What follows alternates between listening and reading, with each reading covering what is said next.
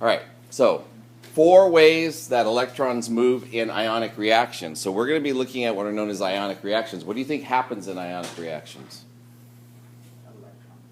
Yeah, electrons move and you have ions, right? So that's the basis of that. Okay, there's the nucleophilic attack, loss of a leaving group, proton transfer, and rearrangements. Now, a lot of these we've already seen little bits and pieces of.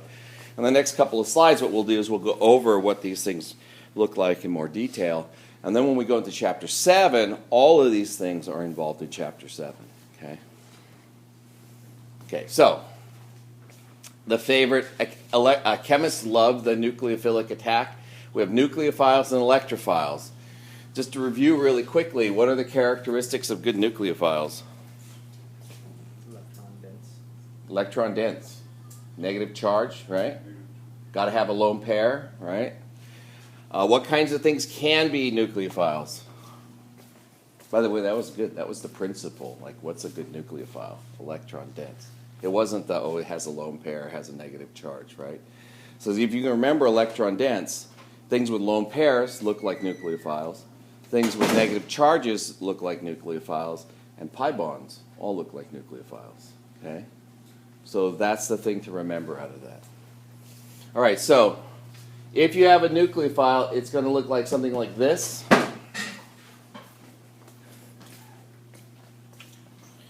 So it's always harder for electrophiles, but what kinds of things look like electrophiles?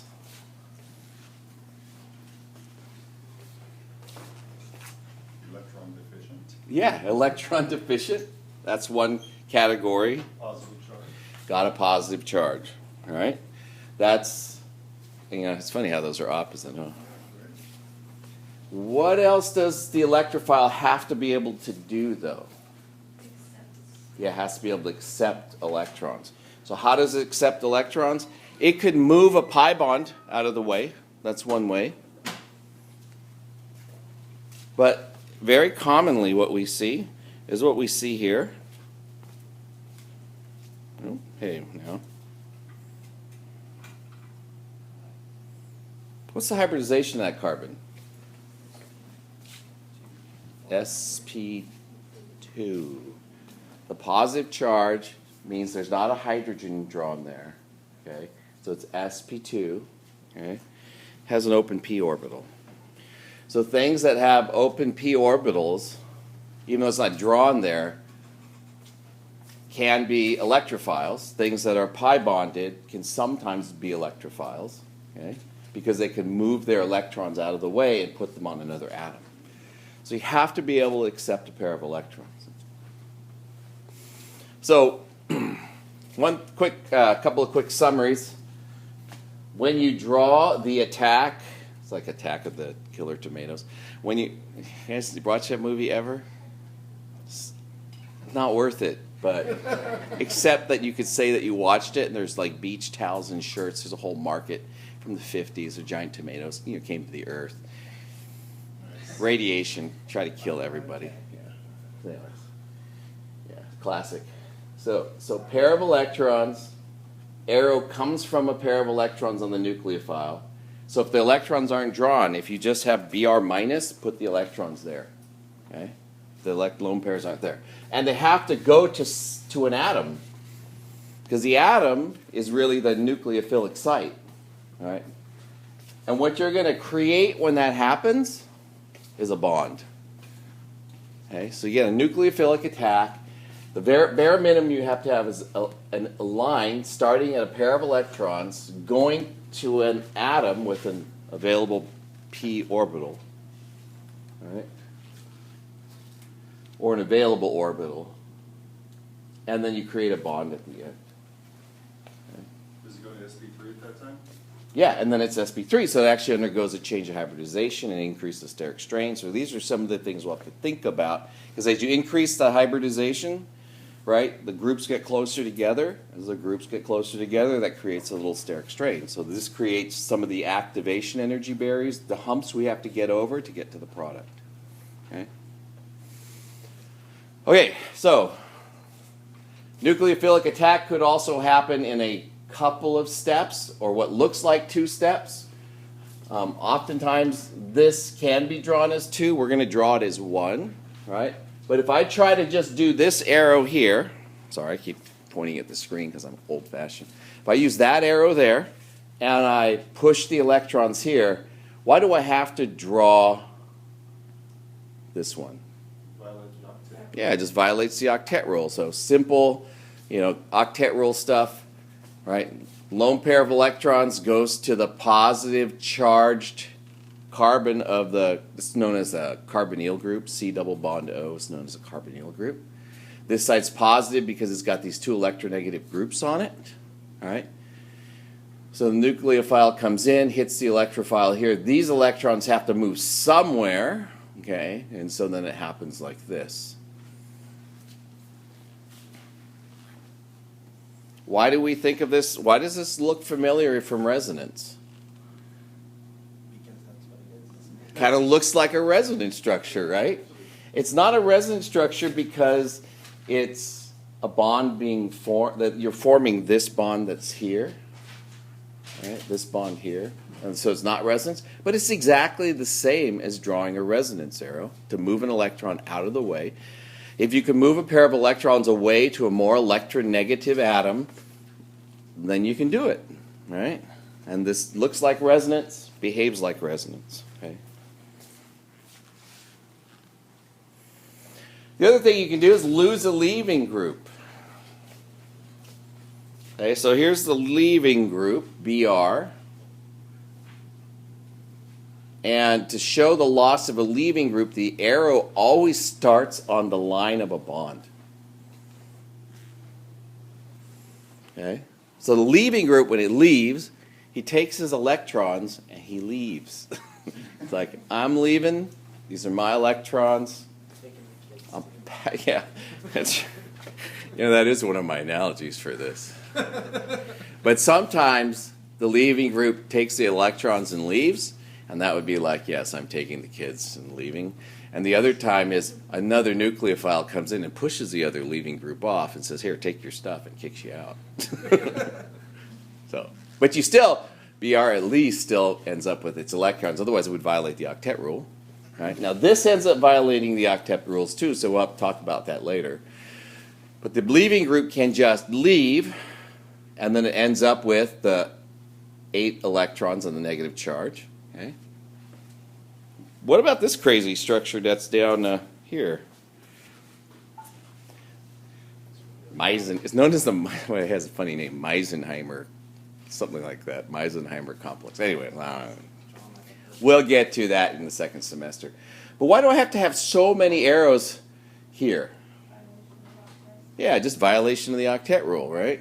So these guys are all sat happy with the octet rule all the way down to the chlorine. In order to kick this one off, sometimes what we do is we show, just like resonance, this pair of electrons can go here, this pair of electrons can go here, this pair of electrons can go here. Each one of these is necessitated by the fact that if I push this pair of electrons here, this would violate the octet rule, so it pushes the electrons here. This would violate the octet rule, so it takes those electrons and pushes them down to there. And at the end, when you're all done, what does that structure look like? I'll draw it on the board. Kind of like the same thing, but let's take a closer look at it. Let me just draw the whole thing. That's known as a nitro. This NO2 is known as a nitro group. I'm not going to draw the lone pairs on it, except the one I need. And here. So this pair is coming in, right? This pair comes like this. This goes like that. And that goes like that. So at the end, I end up with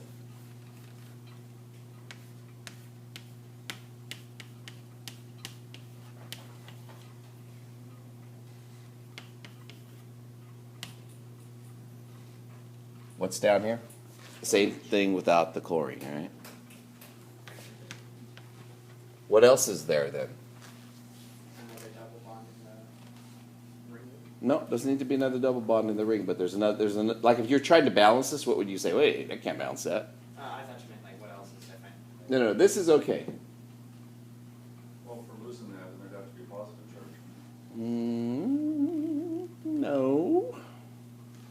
You guys are just the obvious thing. Look at the obvious thing. What atom's missing? The oxygen. There's no oxygen. It's an OH group at the bottom. Oh, it's an OH, sorry. My bad. Could be either one. Yeah, the chlorine's missing though. Oh, I see. And it has all 8 electrons. Oh, that was the obvious one. Yeah, sorry, I was going to say there's an atom. Actually, there was another obvious one because I drew that as an OH instead of an H, but that was my fault. So all that happens just so chlorine can leave? Just so chlorine can leave, but you notice everything satisfies the octet rule. It's all right. And this turns out to be what we call aromatic, and we'll learn about this in the next chapter. Anytime you could form a benzene ring, it usually forms because they're so stable. So now when I ask you, why does benzene ring form all the time, you'll say, because it's stable. See, there's another answer. The sun, yeah. But if you throw out photosynthesis, I may just kick you out. Because that's the other answer you hear in elementary school all the time. Photosynthesis. Whatever. Okay. I do love working with little kids, though. It's a lot of fun. Oh, and if anybody wants to, I think we're going to be doing a... the Pre-Health Club is going to be doing a activity, I guess, at Kirk Elementary, which, by the way, is my first name, but it's no relationship to me. It's not why we picked the school, but at Kirk Elementary, see another volunteer thing. Kirk Elementary, we're going to teach them about movement of land masses, earthquakes, and we have what are called the, what do they call those things? They've got a funny name. These boxes where you can put soil in at different layers, and you put like baking soda in, and then you compress it, and you can see how the land changes and how the lines in the ground like make these wigglies, and then you can show them pictures of like on when the earth rises up from the plate tectonics, you can see these lines that in the ground. So that's actually next Friday, I think. So it's yeah, well, sorry. I could have probably done it at your elementary school. I'm getting old. Sorry. I'm getting kids of students now, which is kind of scary. But, yeah. You're a grand teacher now. I'm a grand teacher. Well, and I've actually have several students who are chemistry teachers. So I'm like, yeah, just can't control myself. So, yeah, anyways. I can tell you lots of fun stories, but let's get through this first. Okay, so it says we can also, in proton transfers, right, what we love to draw from Chem 1B is we love to draw this. Like if we do Bronsted-Lowry acid-base theory, you would go like this. Right, and then it would have Cl minus and H3O plus. Okay. So, like, this is not allowed anymore. Sorry. You have to go like this and like that. So that's what it's showing here in an acid-base reaction. Now, acid-base reaction is really just another nucleophilic attack, but it's a specialized one that's on a proton. So it's really, if you just remember nucleophilic attacks and incorporate protons into all that, same thing. Okay? So what can happen in a nucleophilic attack then is you attack a hydrogen. Hydrogen can only take a single bond, right? Because it can only take a single bond, it kicks that pair off, and all of a sudden you're left with this, and again, chloride. And just as easily, it can be deprotonated. The position of this equilibrium depends on the relative strengths of these two acids. All right, so you'd have to know the pKa's or approximately what their pKa's are, or know a little bit about Argo and be able to predict, oh yeah, that's more electronegative, this is a big atom, blah, blah, blah, blah, all that stuff. Okay? Now, sorry, I probably shouldn't say it like that. One of the things your book likes to do is this. And I like to do it too, actually.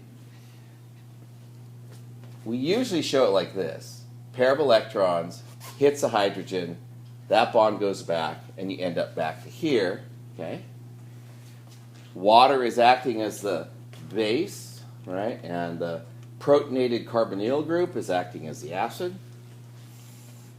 But a lot of times what you'll see in the literature, scientific writing, all that kind of stuff, is you just see this. Whoop. And then the hydrogen just goes away. So they just say minus H plus. Okay? Don't do that. There's always something that attacks the hydrogen and takes it from that group. Okay? You get in some difficulty with things like this when you're trying to predict the position of an equilibrium. If you don't know what the other thing was, right, you can't tell how far it went this way. Okay? So try to avoid that kind of shorthand notation. Sometimes water molecules will leave, and you'll just see minus H2O. Well, why did the water leave? It left for a reason. Something kicked it off, or it just came off by itself. Okay? So be a little bit careful, a little leery about pushing arrows like this one. Okay. Sometimes we use single arrows, and sometimes we use multiple arrows. So let's take a look at this deprotonation of, this is acetone, by the way, CH3, CH3, and then C double bond O in the middle. Okay, so that's acetone. You can take a base like sodium hydroxide and pull this off, and through a series of reaction arrows, you can see how if it grabs this, then the negative charge either has to go here or it could go to here, and then the oxygen can take the charge because it's more electronegative. Okay? The structure that you end up with when you do that, oops, hold on here, is that one.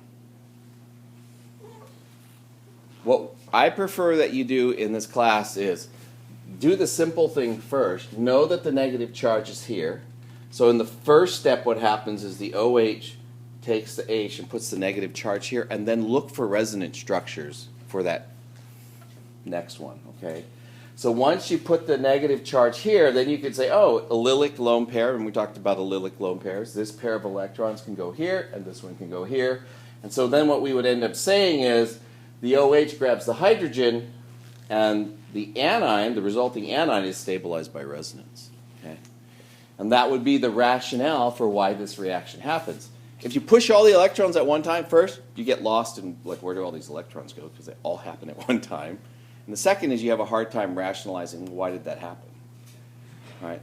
So do the simple thing first. All right? Take the hydrogen and leave the electrons. And then look for resonance structures. And once you have the resonance structures, that's the equivalent of just doing this one arrow, one reaction with 3 arrows. Okay? What's easier for you guys to see? The 3 arrows? Yeah. Okay. So then you'll have to back up and explain resonance. If you do the 3 arrows, then you have to back up and explain that there's resonance that stabilizes it. So you kind of get in the same place, but that's all right. All right, so there's this thing, it's called hyperconjugation.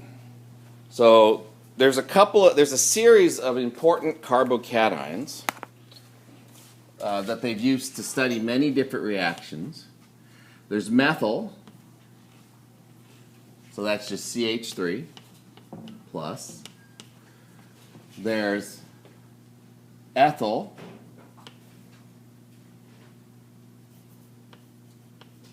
I'll do it like this. That would be CH3, CH2 plus. And then there's isopropyl. So I'll just do this. I don't know if I'll use the abbreviation, but well, might as well. That would be like this. So CH3, CH3 plus. And then the T-butyl ion.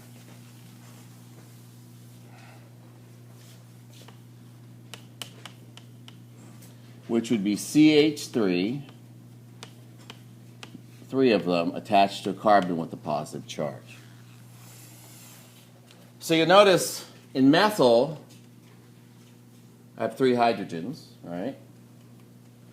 In ethyl, on the carbocation, I have 2 hydrogens and a methyl group. In isopropyl, I have 1 hydrogen and 2 carbons, right? And in T-butyl, I have no hydrogens and 3 carbons attached. Okay, so I have 3 methyl groups attached. So the way we talk about these is we talk about these being primary, secondary, and tertiary carbocations based on the number of carbons that are attached to the carbocation. And then there's methyl, which we just call methyl. So it's not called primary? Methyl is not primary, it's just methyl carbocation. Just methyl. Yeah. Primary has to have 1 carbon attached to it. Okay, so now, but this is the simplest carbocation series that they use typically to look at reaction trends and stability and stuff like that. Now, really quickly, let's talk about what a CH3 group is.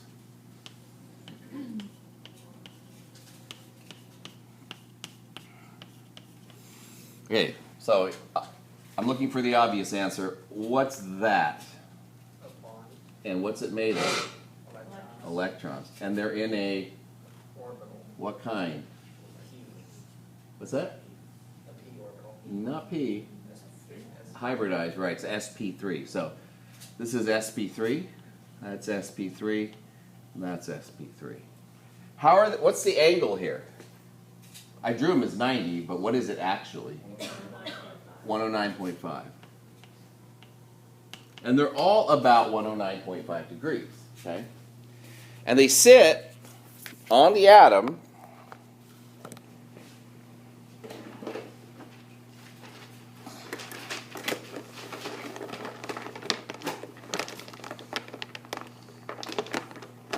right?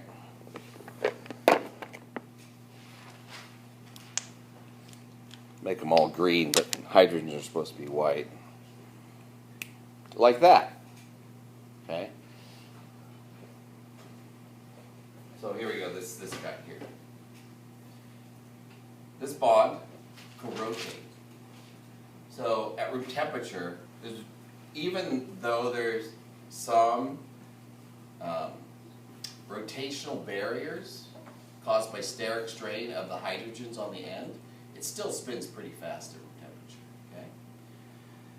So if you think about what's happening here, right, the orientation of these groups is constantly changing in respect to this group here because this guy's spinning around in a circle. Now, there's a couple of things to think about. There's 2 explanations for what I'm about to tell you. The simple one is this. If these are hydrogens, and that's a carbon, right? What are the electronegativities we're dealing with? You may remember what carbon is? 2.25.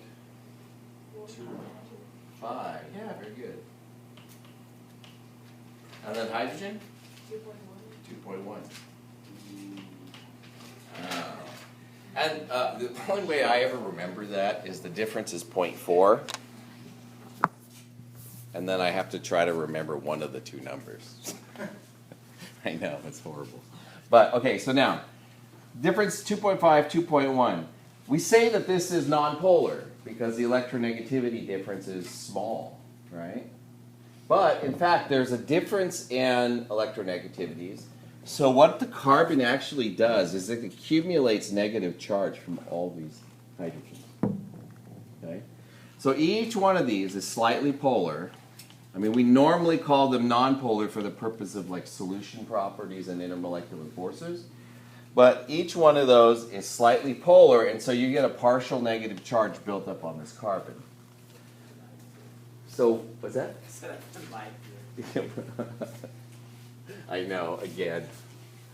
So this is the explanation. Actually, when I grew up as a chemist, this is the explanation they always use to explain this trend.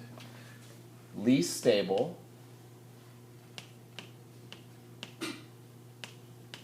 most stable. And considerably more stable. so stable that in some reactions the methyl carbocation doesn't react at all, and the T-butyl carbocation reacts millions of times faster than the not at all, of course, because it's not at all barely. Okay, so what's causing that to happen?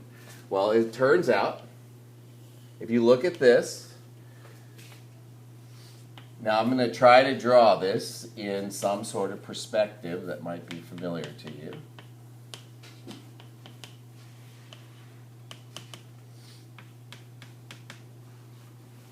That carbocation, and most carbocations are planar. That's because they're hybridization, because they have the positive charge and they're missing that group. It's sp2. Okay? So this guy's sp2 has this p orbital and a positive charge. But these carbons, because they have a negative charge on them, what do they do to this positive charge? Yeah, make it more stable, cancel it out, same answer. I liked his because it was more stable. No, not the sun and not photosynthesis for sure. Yeah. The universe. The universe, yeah. The other favorite. Okay, so the only difference in this whole series is the number of groups attached to the carbocation. Right? So the more groups that are attached to the carbocation that can donate electron density, right, the more stable that carbocation becomes. This is known as an inductive effect. Where have you heard that before? From inductive effect in acids and bases, right? Inductive effect, when we talk about in acids and bases, makes acids stronger generally because it can pull electron density out. This inductive effect, it turns out, can make bases stronger because it pushes electron density in. So bases like NH3, the series of NH3, NH2CH3, this is methylamine, NHCH32, and CH3. The trimethylamine, the one on the far right, is the strongest base because the inductive effect of those carbons pushes electron density into this nitrogen, which has a lone pair. Right? And what do you need to be a base? To be a base, you have to have a lone pair of electrons to pick up a hydrogen.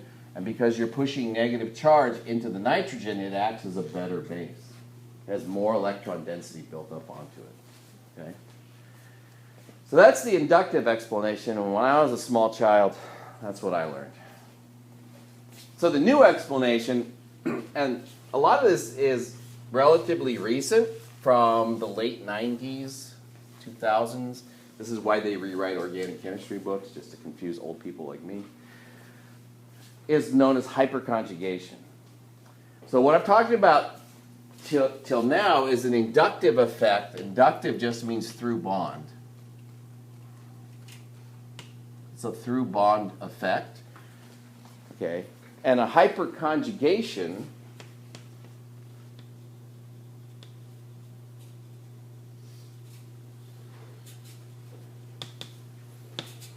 is a through space effect. And it's really a molecular orbital effect where the orbitals of two adjacent groups, even though they're not interacting this way, can interact through space like this. Okay? So think about our little summary of the methyl group. Each one of these bonds is made up of a pair of electrons, right? And it's rotating like this. So as this group rotates, if this is my p orbital, like this, and this group is rotating, you notice that periodically this orbital and this orbital line up with each other. When they line up, that's when this orbital can receive the electron density from this orbital. And it creates it, in fact, if you model this, it creates another orbital, at least the ones I've done, creates another orbital that exists between these two. That orbital is nothing more than just the interaction of electrons from this bonding orbital to actually this p orbital. But how long does that last? It's moving. Yeah, but it's going like this and like this and like this Oh, and I like see. this, So and it's it's rotating all the time, and every time it comes by. But the truth is still, right, the more those groups you have on the carbocation, the more stable it becomes, because there's more opportunity for these bonds to line up like this. So like in this one, right, Yeah. got 6 bonds that it can get electron density from as it rotates around, and this one's 9. It seems like you have the p orbital out on where you had like the R substituent. Wouldn't the p orbital be like on the carbon? You know what I'm saying? Like when you were modeling it? Oh, Yeah. like this? Yeah, you have it out there. You said it's a p orbital. Yeah, so remember, this is on a carbon, so, oh look, there's the model kit. Just ignore that it says set dates on it, I didn't steal it from him. I think I wrote that on there. Right. It's a good thing they don't have Find My Phone for model kits. Never mind. I gotta find a carbon or an atom that has 5 holes in it now. If I want to show this. Actually, there isn't a single one with 5 holes in it. I'll be right back. I'm going to grab what I need. Let me build a couple of these so you can see them.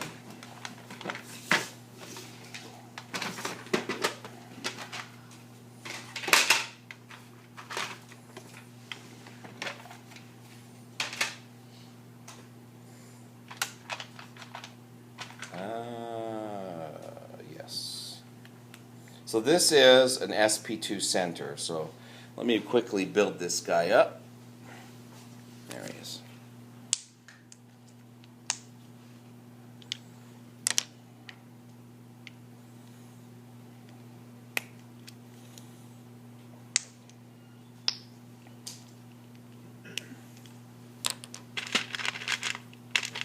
Okay, so this is the propyl carbocation, secondary carbocation. Oh. Yep. And a hydrogen. So it looks like that. Okay. You guys agree with me? It looks like that. Flat in the middle. Methyl groups on either side. That's this guy right here. It's flat because it's sp2 hybridized. Where's the p orbital that's not being used in here? In the middle. It's going like this. So my pen is a poor analogy for that. Okay, so now, as these bonds rotate like this, see how they line up? They can rotate like this. These are lining up with these. And that's how the electron density transfers through. My pen was supposed to be that. So it's sp2 orbitals lining up with p orbitals. It's it's sp3 orbitals sp3 orbitals. lining up with p orbitals. But it could be any orbital does this. Right? This is better because there's just more of them. And as this thing spins at millions of times per second at room temperature, yeah, there's a lot of chance for that interaction. This is hyperconjugation. And this is hyperconjugation, and this is the through space effect, because we're not talking about the negative charge that's built up at the carbon. You can use either. But the more useful way to think about it is actually hyperconjugation. When you say use either to explain. the Yeah, process, explain like what. Either inductive or hyperconjugation. Yeah, if I ask you why is this stability trend exist, you could say all of this with the electronegativities and blah blah blah blah blah. Negative charge built up on the carbon, transfers electron density through the bond, right? Just straight through the bond stuff. Makes it more stable, more groups, more stable. Or you could use that hyperconjugation, and hyperconjugation is there's electron density in the bonds. As the bonds line up with the p orbitals, those bonds are able to transfer electron density into that p orbital and stabilize the carbocation. I like the inductive better. Inductive is what, I mean, that's how I work it in my head. Like when I'm doing problems, I always think inductive effect. But that's because that's how I was raised. I mean, when I took organic chemistry, this whole hyperconjugation argument was just starting, like, because, well, we had rocks and sticks and we made fire. Yes. Stone chisel. Yeah. Sanskrit, you know those clay tablets, they broke all the time. I can't wait till I'm older so then people will actually believe me. It's like the time when you tell people, yeah, when I was young, everything was black and white. Crazy. They're like, really? I'm like, no.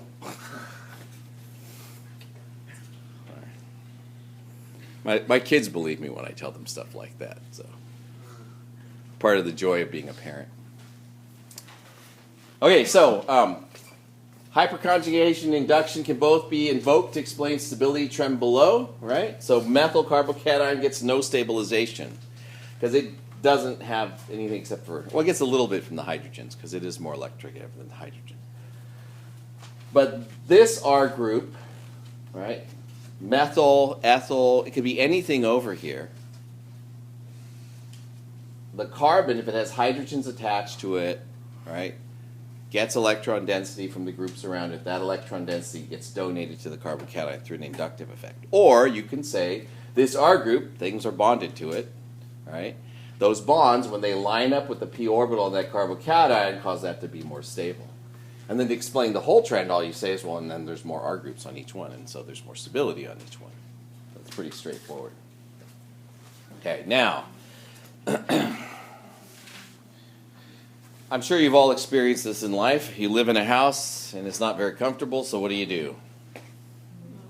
Well, usually you stay for a long time, but yeah, you move out, and you find a more comfortable house. All right, so a very important statement. Anytime you have a carbocation, you have to look for rearrangement, okay? Because what hydrogens and charges, carbocations like to do is they like to trade places so that the carbocation can be more stable. And this is known as the hydride shift. So I'll just point out to you really quickly what's going on here.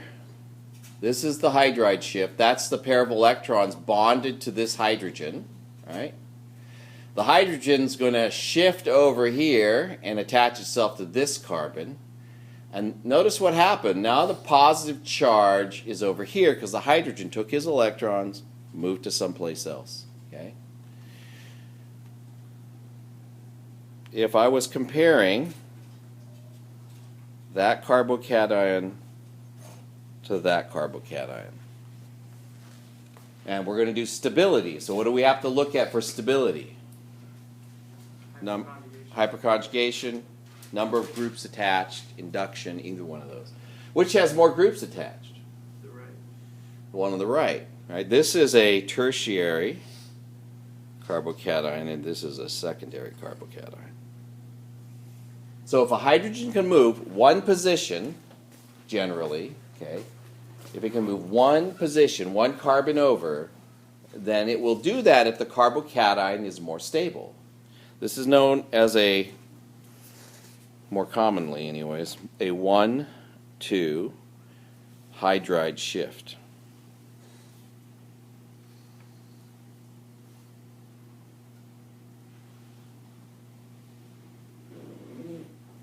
The term hydride simply means, what is that?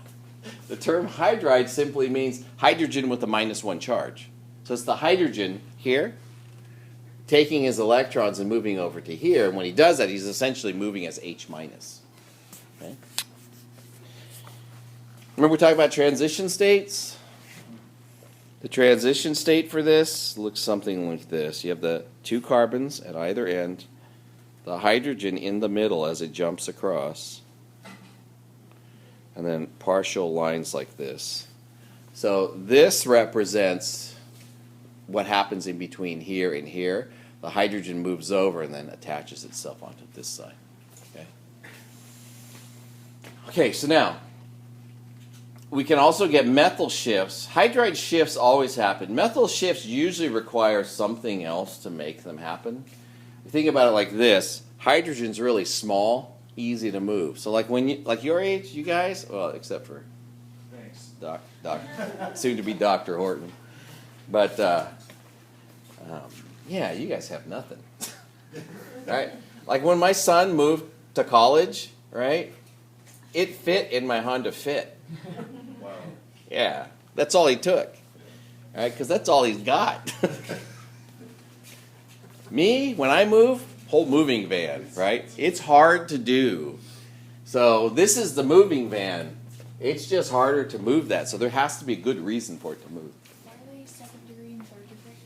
What's the reasons? Oh, secondary and tertiary, because going back to here. Oh, sorry, not that one. Here, yeah.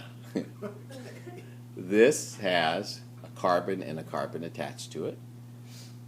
That's secondary, 2 carbon groups, and this one has a carbon, and a carbon. So that's tertiary. It doesn't have to be just CH3s. It could be just any carbons attached. Where the positive charges and count how many carbons are attached to it. And just remember that, just because it's when you see the sticks, you still have to remember that's a carbon, right? Yeah. So tertiary, more stable than secondary, hydride shift. Methyl shifts occur too, this is what I was saying. So this is a secondary, and that's a tertiary, all right? Same exact pattern. This really is happening as a combination of 2 things, but these methyl groups are very large. There's a lot of steric strain on this side. One of the things the molecule gets to do when it pushes this group to the other side is it gets to rehybridize this. Instead of being sp3, now it's sp2, and the groups are 120 degrees apart from each other. It's a lot lower in energy for it to shift that guy and put the positive charge there. So I generally tell students, always expect the hydride shift to happen. So if you get if you get a carbocation, which you get in about half the mechanisms that we do in this next chapter. Well, actually it's exactly half the mechanisms that we do. If you get a carbocation, then what you have to do is you have to look for the hydride shift. If there's no way to make a more stable carbocation, then it just doesn't happen. Okay? There's no shifting just because you want to shift it. It looks cool. I want a hydride shift. Shift it. No, can't do that. Now, methyl shift, you have to have a combination of more stable carbocation usually and some sort of strain, steric strain. I'll show you an example with ring strain. All kinds of things can be involved in that shift, that movement of a bond. So is that called a 1,2 methyl shift? Yeah, it's called a 1,2 methyl shift. And the 1,2 is just the carbons that they're coming? Yeah, it's going from one to the one next to it. I know. I was wondering when somebody was going to say, yeah, anyways, that's what it's called. But now you'll know if somebody says, oh, yeah, it's a rare 1,3 shift. Well, yeah, that means it goes from the 1 to the 3 position. You just count 3 over. 2 to 3 position? Yeah. Okay, so let's. Here's a mechanism. You will experience this mechanism shortly, I'm sure. It's a substitution reaction. Let's classify each of these real quickly. What is that?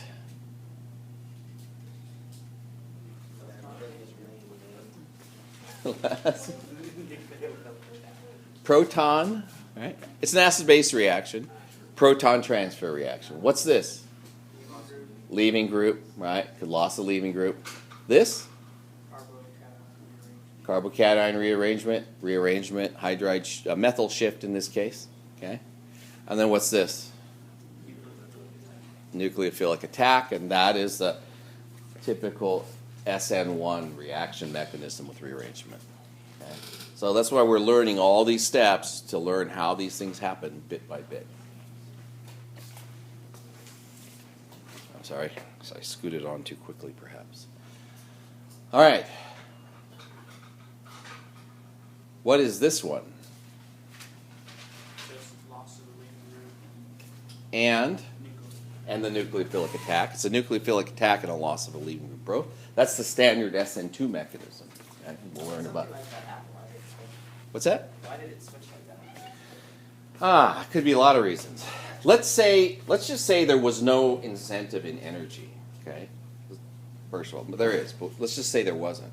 if this was a chemical reaction and this is the product I wanted, then I'd figure out a way to make it. So I would say, oh, look at this. This is lower molecular weight. The chlorine's lower molecular weight than the bromine, lower boiling point. I could mix this with a high concentration of chloride ion and distill it and capture what distills off, and that'll be that. Okay? So it doesn't have to be entirely favored. You can favor it just by reaction conditions. Yeah, Le Chatelier's principle. The other thing that you could do, though, is if you look at the bond between the C and the Br and the C and Cl, which one is shorter? The C to Cl is shorter, and because it's shorter, that means it's a stronger bond. That molecule is actually more stable. So in the equilibrium, you would expect more of this than that. And then the other thing that you could say is, yeah, bromine's a better leaving group because it comes from a stronger acid. It's more stable. Bromide is more stable than chloride just because of its size and ability to distribute charge. So there's a number of things that you could analyze this for. But could it go back to the left? Could the bromine Yeah, go you to could. knock the chlorine off? Yeah, if you wanted to make it go to the left, then what you'd have to do is have a high concentration of bromine, right? And react them and then separate the mixture. Right? Do the workup. Probably by distilling up the chlorine compound and leaving the bromine compound behind. After you get rid of all the excess halide ion that's floating around there. Otherwise, that'll screw things up.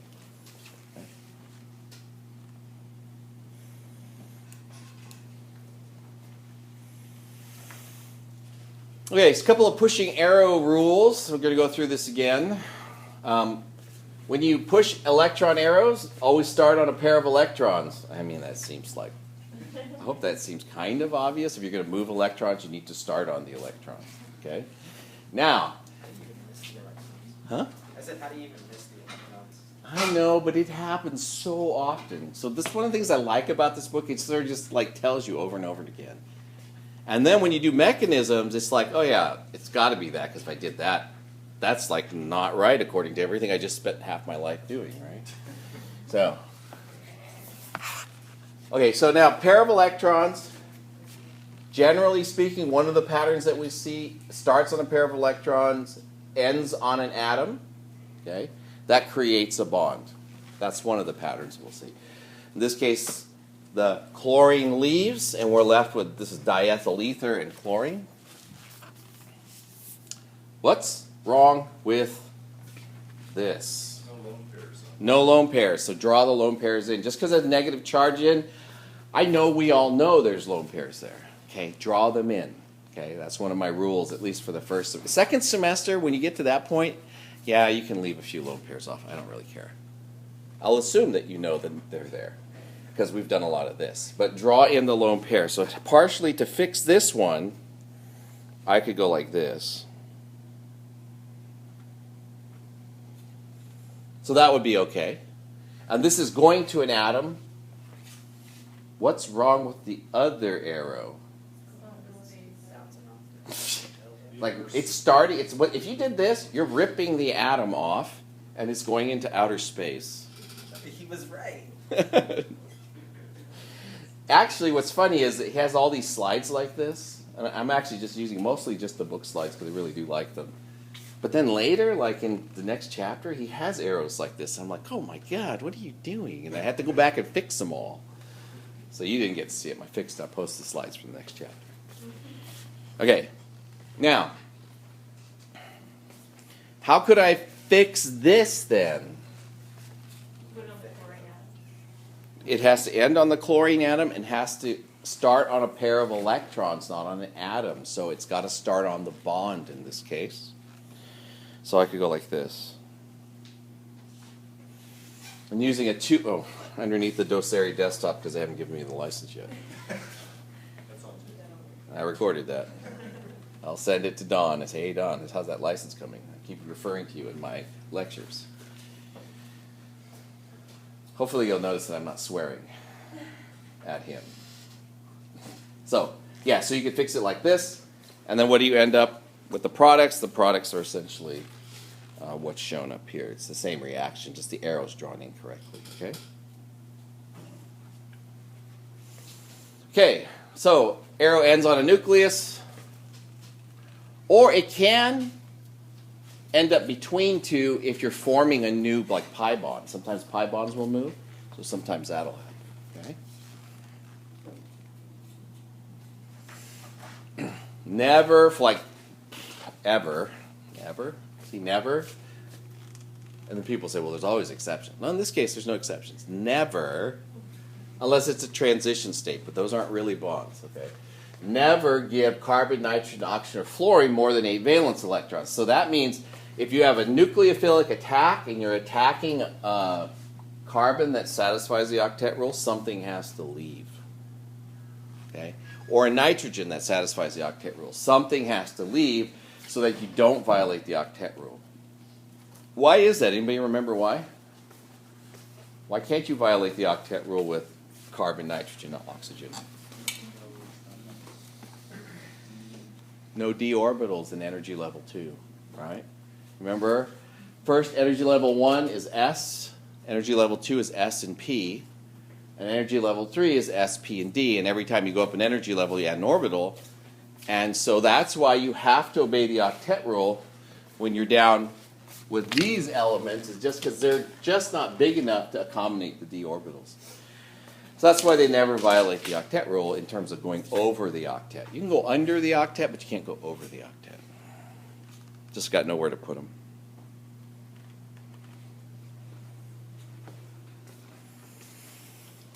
Okay. So that's a nucleophilic attack. So what's wrong with this one at the bottom? Jumping over mountains. No, it could do that. It could. It's unreasonable because violates the octet rule.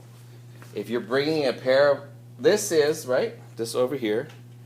I'm going to give you a couple of reasons why it's not reasonable. This has hydrogens on it.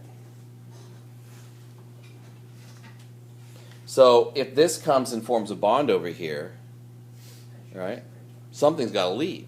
Okay, so that's one thing. If I try to make this leave like this, you know what you end up with this.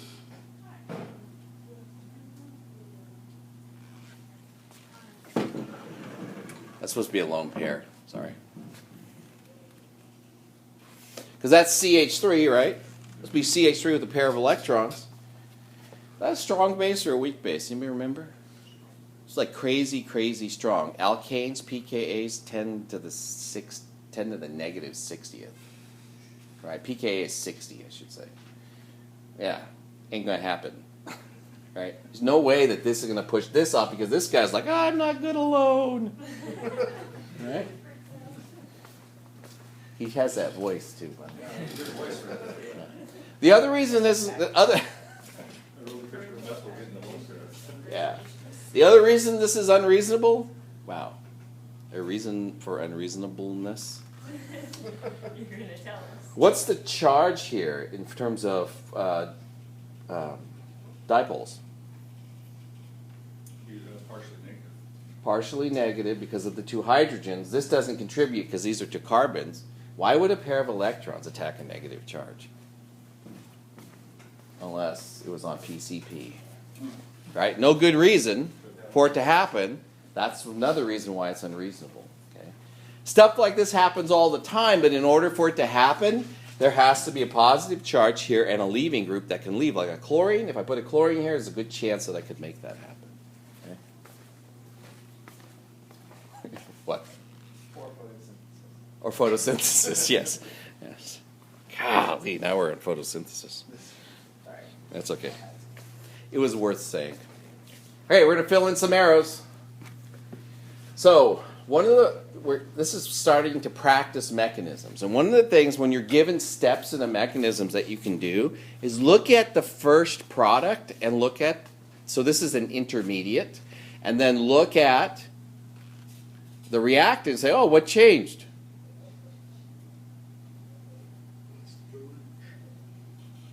Tell me there's two, well, really three things, but two major things that changed. An electron pair goes to the oxygen. Electron pair went to the oxygen here, like here, sorry, right? And then OH is actually more of a chemical. The OH is attached to here. And what else is missing?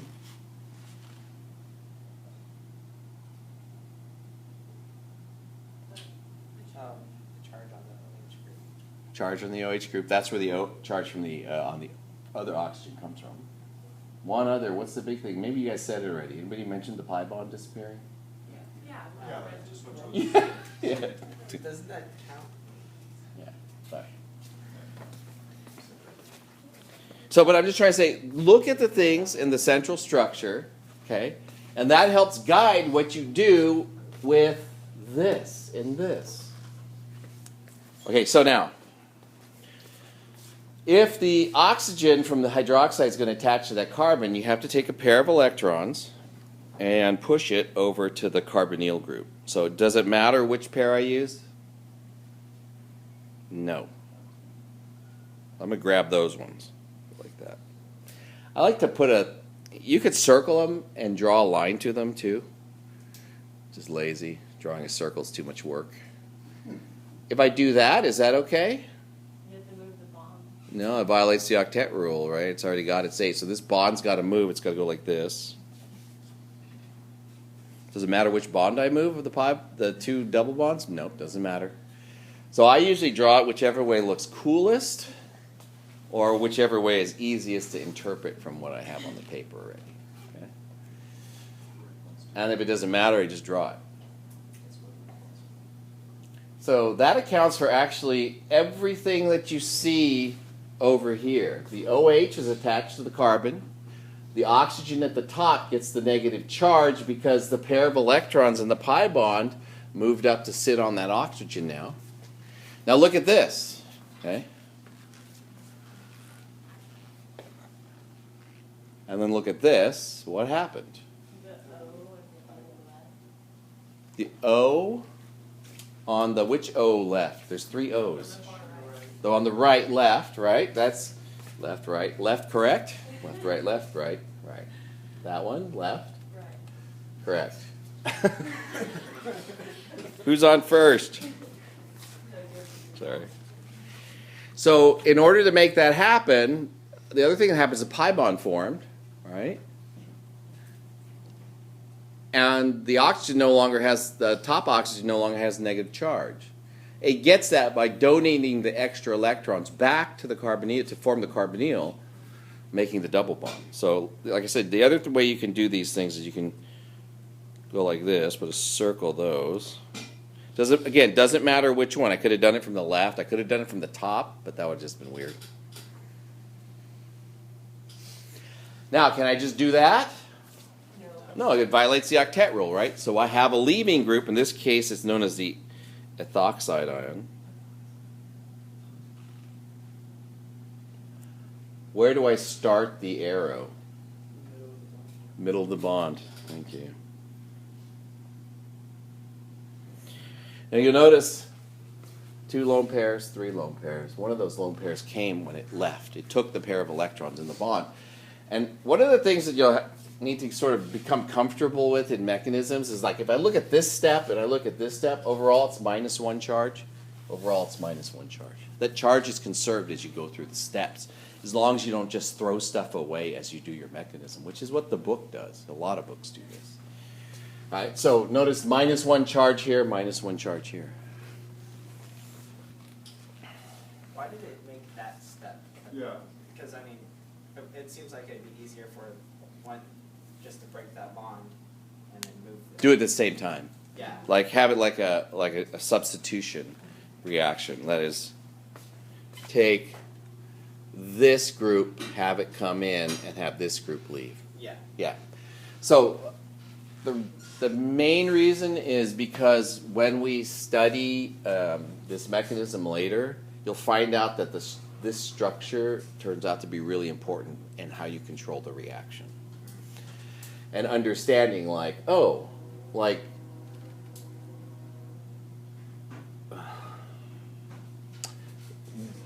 why does this group leave versus this group? Yeah. It's all equilibrium based. These two are attached are essentially the same, right? This is actually known as the tetrahedral intermediate. And in this tetrahedral intermediate, sometimes you have to add an acid to make it happen. Sometimes you have to add a base. And this helps us understand, like, what are the reasons why we have to do this stuff. Okay. There's also, if you look at this is this tetrahedral intermediate. This is trigonal planar, right? Adding the fourth group creates some strain, and that causes things to change about the reaction a little bit. And it goes right back to So it goes back to mechanism. Like when we go to studying how reactions take place, we'll want to learn that that's what we have to do. All right. All right, so now what happens in this last step? You notice what they did, by the way? This most certainly leads to that. But look, they drew this out. They're being nice. What's the next step? Hydrogen jump ship. Hydrogen jump ship. Kinda. Hydrogen gets captured from the ship. Electrons jump. Yeah, electrons jump on the hydrogen, so I don't know. However you want to say it. I'm going to draw it from this one, even though that makes me feel weird. I don't know why. it's feel weird. Is that okay? It's great. So far, so good? Now what? Gotta do this. So that's a proton transfer reaction. Okay. And that'll give us our products. The O gets the hydrogen, and that forms this carboxylate ion, stabilized by resonance. By the way, this is a base catalyzed, what's often known as base catalyzed hydrolysis of an ester. This is answer to an old question in lab a long time ago. Sorry. All right. Tell me what's wrong. First reaction mechanism, this one up here. What's wrong with that? And then how could we fix it? The arrow goes.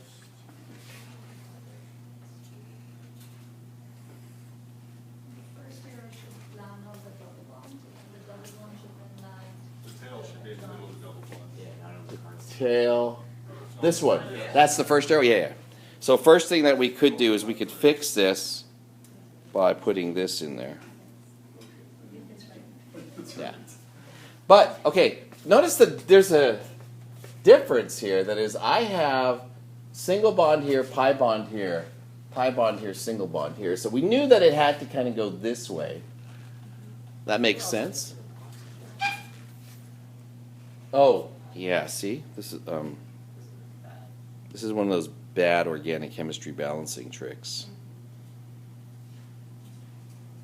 Forms water. Okay.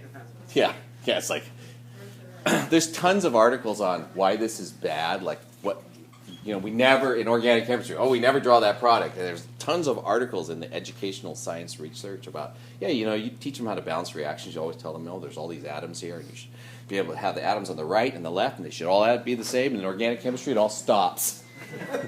And they say that's really bad. And all the books continue to do this. It's just the way it is. You'll get used to it after a while. I will try to, in all my stuff, show the other product. Okay? Yeah, that would help. This is known as the side product. This is the main. This is what we're looking at. This is our main. In the workup, we're trying to collect that thing on the left, not the thing on the right. Okay, now, what else is wrong, though? Now that I've added that other product,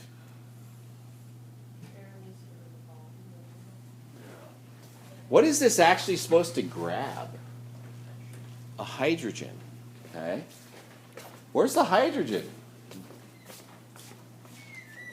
It's a little tricky because we don't draw them. It's here. There's actually two of them. And it turns out these electrons, let me do it like this.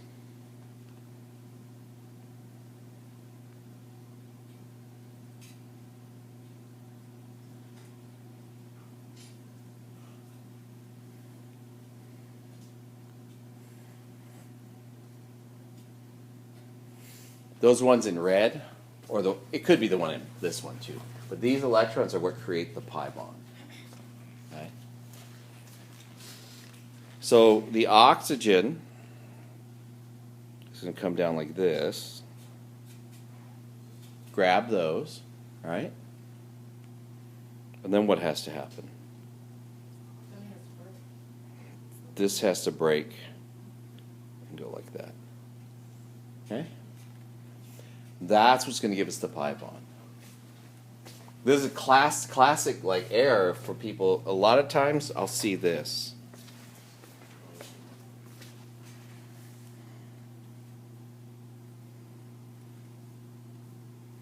Oops.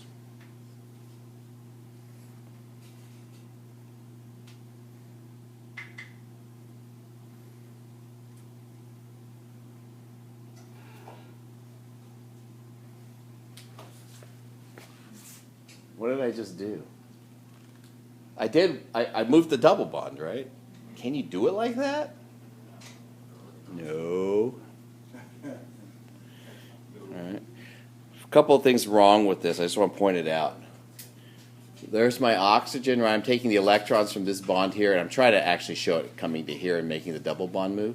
If you move the electrons like this, the oxygen would have what charge? Positive, right? And if you do this, you're going to violate the octet rule here, and so you'd have to lose the hydrogen somewhere over here, and there would be an H minus sitting out over here somewhere, okay? Yeah, it doesn't work that way. So, but a lot of times I'll draw stuff like this and say, give me the reaction arrows to show, mechanism arrows to show how this happens, and all they do is they grab that double bond and they move it there, because that's what it looks like is happening, right? But the double bond that's formed here, as we're showing down, that's this double bond, is actually formed from the pair of electrons here. A good question to ask, perhaps, is why does it do that? Because the anion that's formed when you take that pair of electrons is stabilized by resonance. It's an allylic lone pair. Okay, that's that one we looked at before. All right, this is also another classic. What's happening here? The bromine left, but it left so fast it left its luggage behind. There should be a pair of electrons here. You see that now? Can't do that. When you leave, I'm sorry, take your stuff with you, please. Oh, sorry. Was that sound like that sounded like an old relationship? Fortunately, my relationship is stable. It's a good thing. That is what you should have. Relationship stabilized by resonance?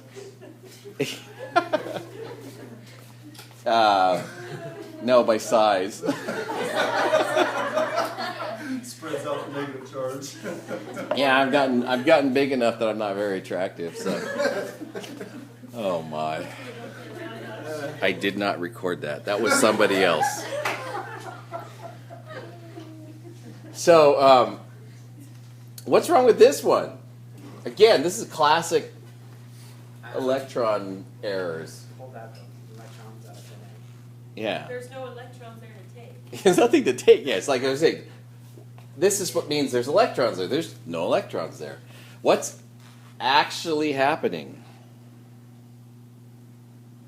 Right? You're getting a shift from a secondary to tertiary, so it's the hydride shift. Reason this one's hard, the hydrogen's not drawn in there. Okay, so you got to get in that habit. And where you draw it just depends on where you need to show it. I'm going to put it there. And then it shifts like this. Oops, that was bad.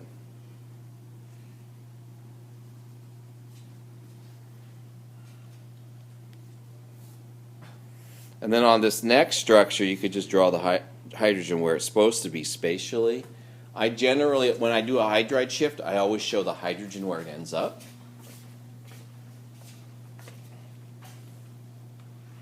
What's wrong with this one?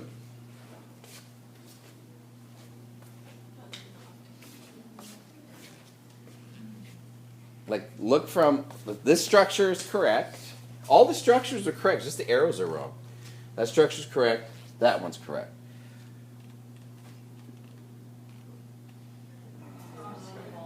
There's a pi bond here, right? Where do the electrons for a pi bond often come from? A hydrogen, okay? Or they're part of a allylic lone pair resonance system. what would this be doing?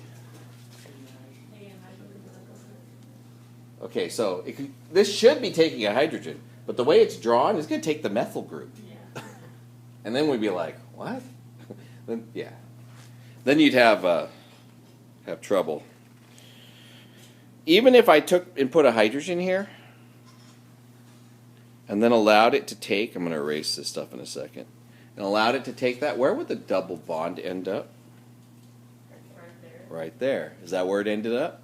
No. So it wasn't that hydrogen, was it?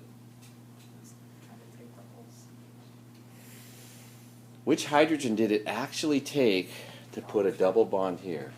It's where the positive charge is. Yeah, so this positive charge is the other end of the pair of electrons. It had to take this one. Okay? So this one's going to grab like this. Again, you can circle these. You can do that. Okay?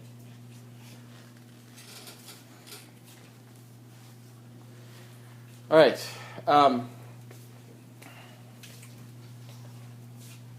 Little bit more on carbocation rearrangements, just not much more because we're a little short on time, I think. Let's see what we got here. Let me see what the next slide is. Yeah.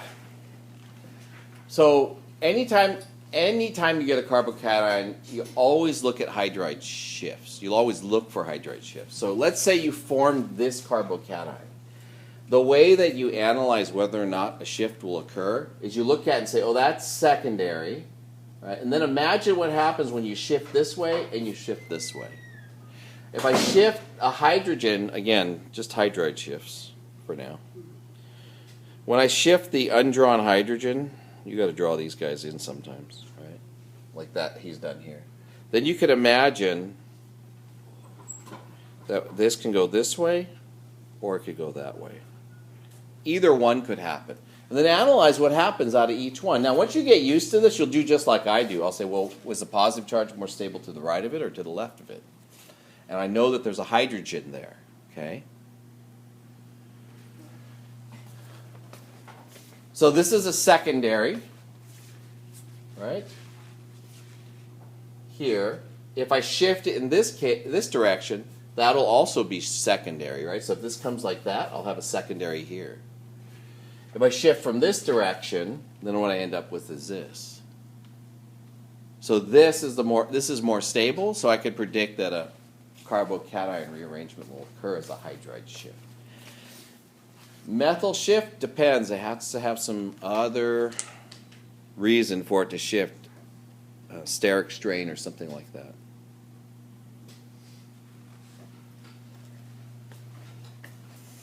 So one last thing I want to talk about. In this list that I drew over here, one of the things that I didn't draw was this.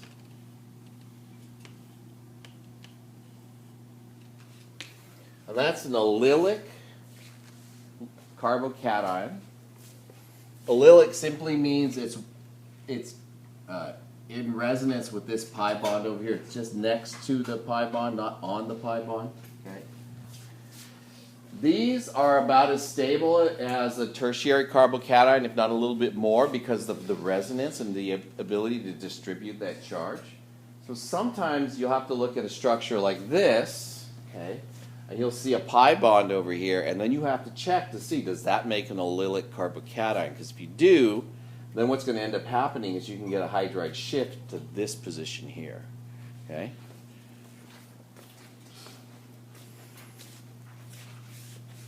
So if I have a hydrogen here, oops, sorry.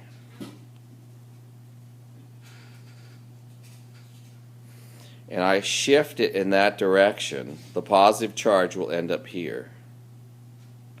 Right? Because as the hydrogen moves, it leaves the positive charge behind. Oop, I didn't mean to make the arrow that big. Get rid of that for now, and we'll draw the other structure. I don't know if I can draw it in the space that I'm given, but we'll try.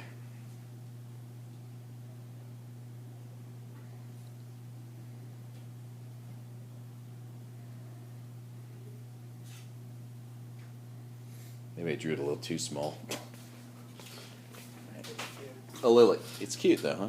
Yeah. It's like a little dog. Here's his tail. Here's his head.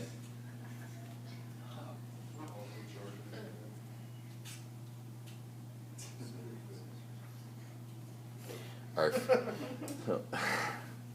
So, but because there's a resonance structure here that causes it to be more stable, right? It's actually a little more stable. It's like as stable or a little more stable than a tertiary carbocation, so that hydride shift takes place. Okay. One of the reasons why hydride shifts can take place so easily is because hydrogen is really small and it's easy for it to move. Okay. All right, that's it for that chapter. That's good.